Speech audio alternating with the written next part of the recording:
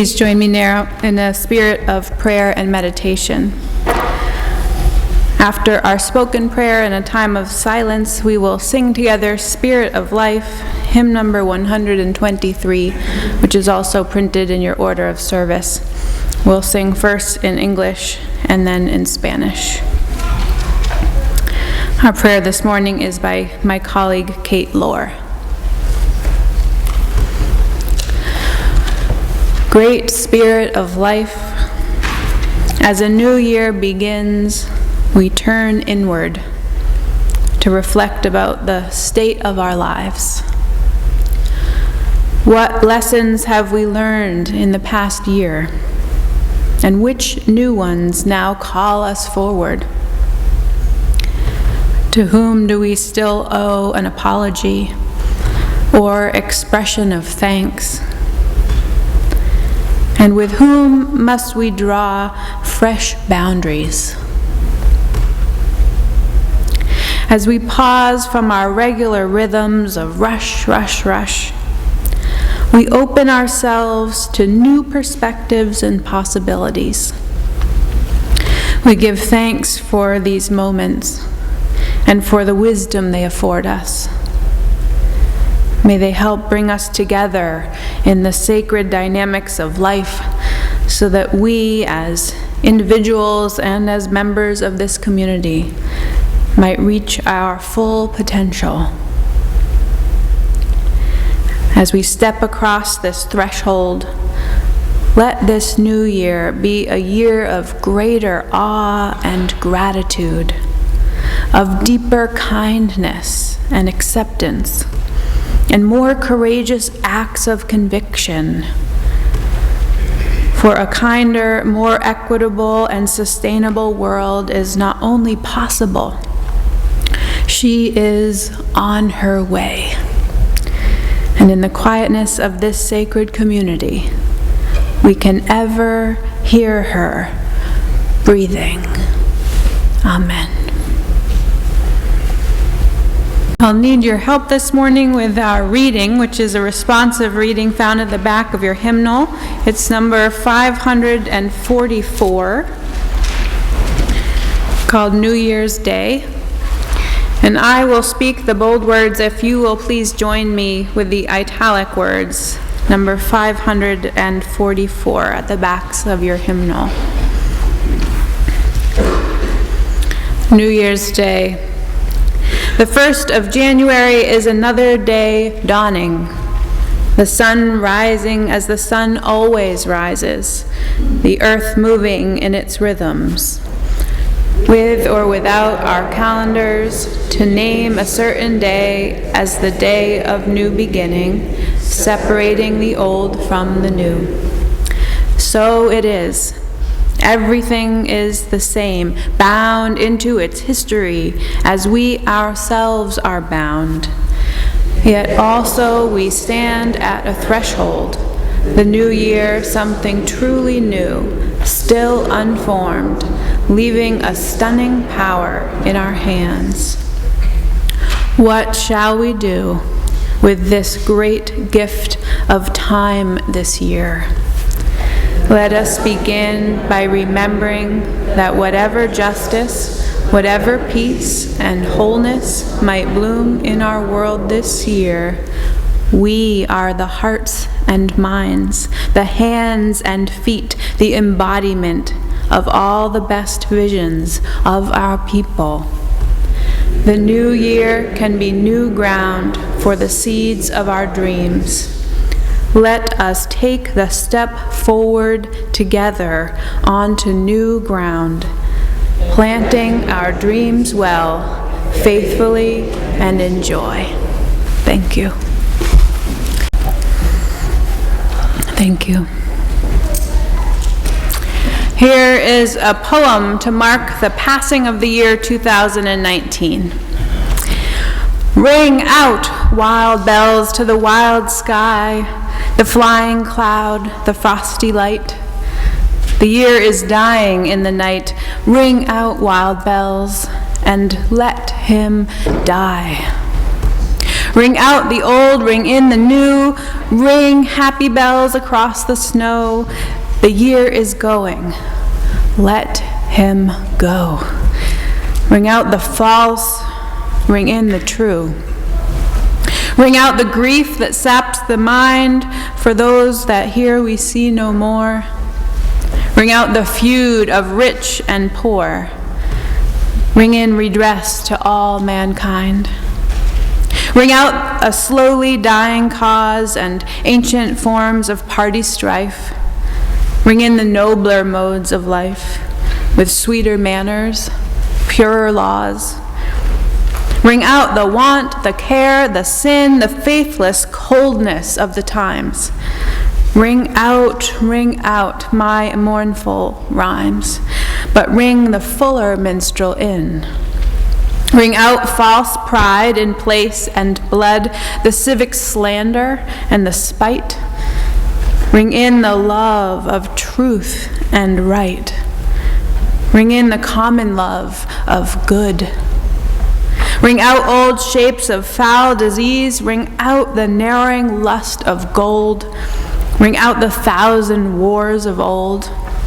Ring in the 1,000 years of peace.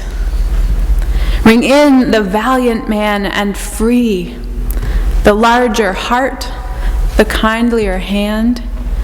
Ring out the darkness of the land. Ring in the hope that is to be. So perfect for this year, isn't it? This poem was written by Alfred Lord Tennyson in 1850. Perhaps the more things change, the more they stay the same. Ring out false pride in place and blood, the civic slander and the spite. Ring in the love of truth and right. Ring in the common love of good. I so dearly hope that 2020 rings in the larger heart, the kindlier hand. This morning we gather on this first Sunday of the new year, and we are still perching on that threshold between the old and the new.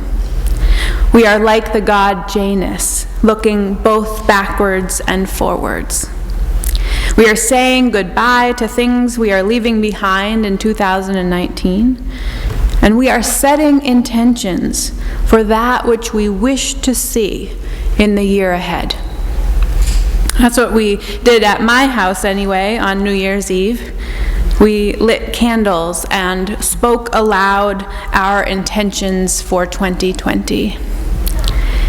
It's a powerful act of faith to speak aloud that which you wish to make room for, welcome, create. And that is part of what we will do here this morning. But first, we look back on the old year, on 2019. The things we'll miss and the things we won't. The good and the bad, the excitement and the heartache, the love and the grief. I feel like 2019 just piled on the grief at the end, didn't it? In December alone, we mourned the deaths of Betty Williams and Kelly Kellman, Donald the Dancing Cop, and Nappy and Freddie. So many Provincetown lights extinguished right at the end of the year. We have laid these loved ones to rest with prayers and ceremony, flowers and burials. I wonder if there is something that you would like to lay to rest. Maybe a heartache or a sorrow. Maybe a lack of self-confidence or the voice of self-judgment. Maybe the voice of someone else that echoes in your mind so loudly, but which is no longer serving you. Perhaps we can lovingly bury these things too in 2019. The Catarina pupfish was declared extinct this past year. Known by scientists as Megupsilon aporus, the Catarina pupfish was a small fish that once lived in a single spring in Nuevo León, Mexico. Human use of the groundwater nearly dried up the spring, and invasive species have been introduced. Naturalists haven't recorded the fish since 1994. Some of the pupfish remained in aquariums, but their populations were difficult to maintain, and the last fish in the last colony died in Dallas. The International Union for Conservation of Nature declared the Catarina pupfish extinct in 2019. Maybe there is something that you have been holding on to, that you would be willing to declare extinct in 2019. A grudge, a bitterness, a disappointment. Maybe there is something that you needn't carry over into this fresh year, ripe with all its newness and possibility. Archie Harrison Mountbatten Windsor was born this past year. Archie is the first child of Britain's Prince Harry and his wife Meghan Markle. I don't know if you follow the royal family, but Meghan Markle is the first American to marry into the royal family since 1937. And that was the year that King Edward married the twice-divorced socialite Wallis Simpson and was forced to abdicate the throne. But fast forward to 2018, and Prince Harry marries Meghan, a biracial American actress who has been married before and was raised Catholic. The more things change, the more things change. Even this ancient and slow-moving family has had to evolve with the times, become more modern and progressive. So in 2019, we welcomed little baby Archie to the world.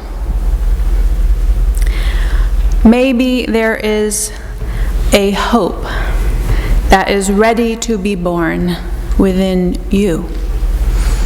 Hope for a new beginning, a fresh start, a change, or a love, or a goal, or a sense of peace, just waiting to be born. At the end of an old year and the beginning of a new, we say goodbye, we declare extinctions, we midwife our hopes into the world. You know, we often talk about New Year's resolutions at this time of year. Sometimes that is a helpful, powerful exercise, and sometimes it's one that is coupled with guilt and shame. It really depends on how you do it, I suppose. Perhaps you saw the post that I shared on Facebook the other day inviting people to this service. The quote I shared said, "Ditch the resolutions. To resolve means to find a solution to a problem. You are not a problem. The way you showed up for your life the past year was necessary for your growth. Now is a time to reflect, to learn, to create an intention, a positive call to shift, a spark of magic and manifestation rooted in self-love and backed with action." I love that. But while resolve might mean to find a solution to a problem, if you add a D to the end, you get resolved. And I looked up the synonyms for the word resolved and found these other phrases. Resolved, determined to, set on, intent on, hell-bent on. So maybe we don't want to resolve, but maybe we want to be resolved. What are we hell-bent on for 2020? And is it rooted in self-love? And is it backed with action? Words matter. The 2019 word of the year, by the way, according to Merriam-Webster, was they. The word was chosen because English famously lacks a gender-neutral singular pronoun. And as a consequence, they has been used for this purpose for over 600 years. At our annual meeting, we changed the language of our bylaws to reflect this new / 600-year-old use of gender-neutral terms. And I'm proud of us for that. Yeah.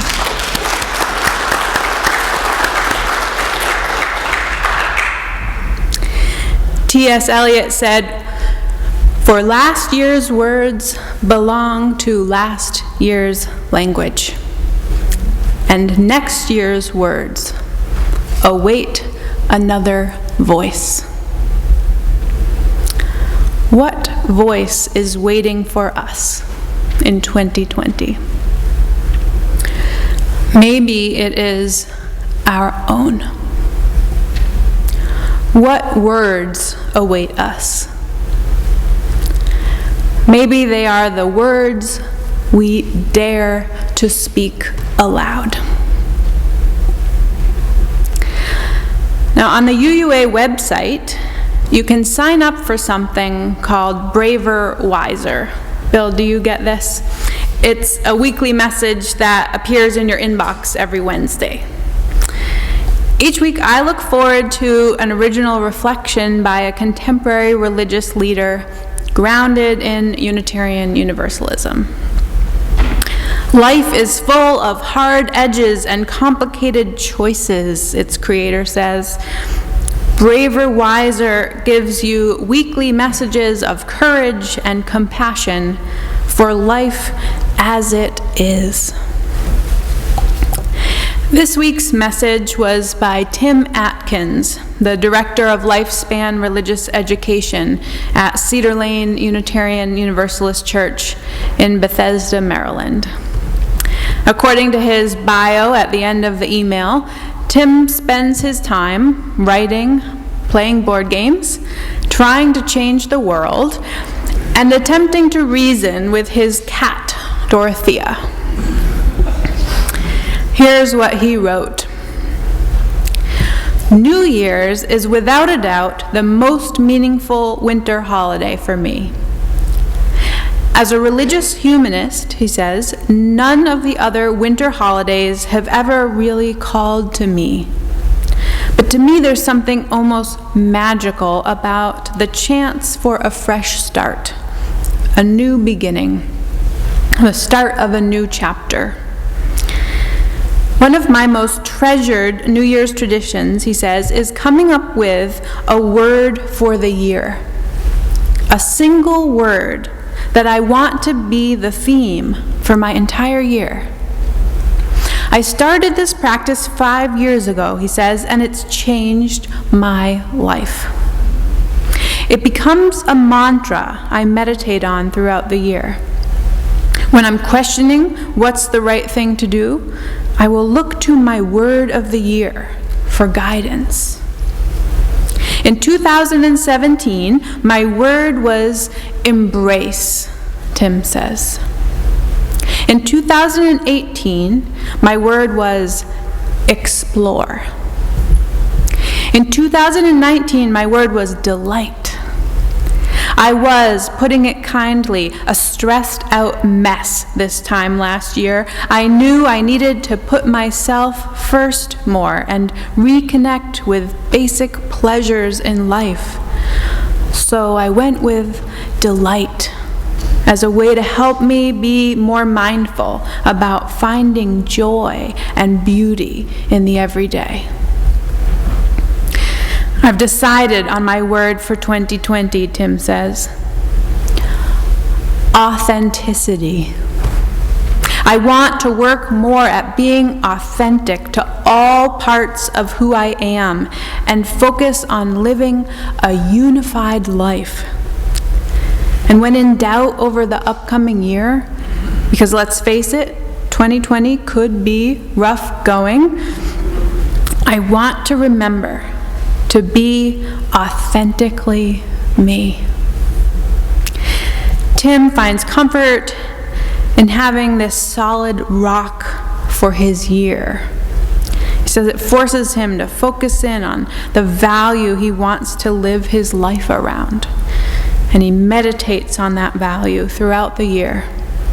He finds it forces him to put his values into practice. And when he looks back on the last few years, instead of reflecting back on the years in terms of events, usually negative ones, he now reflects on them in terms of values and the amazing things he did that year to embody that value. Even if you think New Year's resolutions are a little hokey, Tim says, I encourage you to try this word of the year idea. As a former skeptic, he says, I can tell you, if you take this seriously, it will change how you see your entire year. And Braver, Wiser messages always end with a short prayer. Here is Tim's. May we all be grounded in living our values in the coming year. May we all spread our wings to new heights in the coming year. May the fire of our commitment to our personal, religious, and ethical values burn brighter than before. And may we all be authentically ourselves in the coming year. So with thanks to Tim and to Braver, Wiser, I invite you now to think about your word.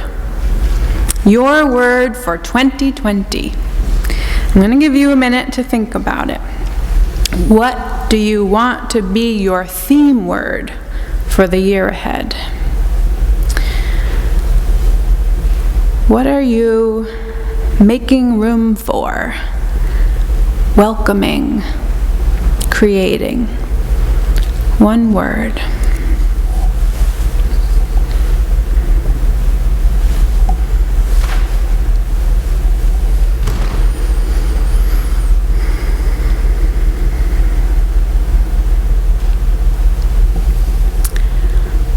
At coffee hour, I invite you to write your word on the banner that you'll find downstairs in Acker Bosworth Hall. It's right up on the stage, and there are Sharpies there. You can write it as big as you want. I think we can be better accountability partners for each other if we put our words in writing. But as I said, there is also real power in saying our words and intentions aloud. And so that is what I invite you to do now, popcorn style. It's okay if they overlap. The powerful part is in the saying. So go ahead and call out your word for 2020.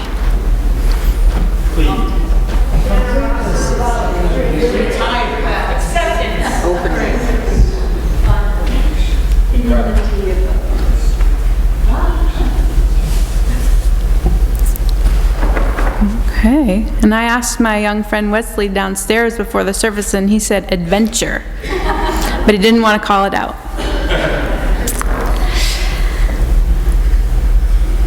Brian Doyle wrote a beautiful poem called A Song of Believing. I don't have time to read the whole thing to you this morning, but here is an excerpt. Look, I know all too well that the story of the world is entropy. Things fly apart. We sicken, we fail, we grow weary, we divorce.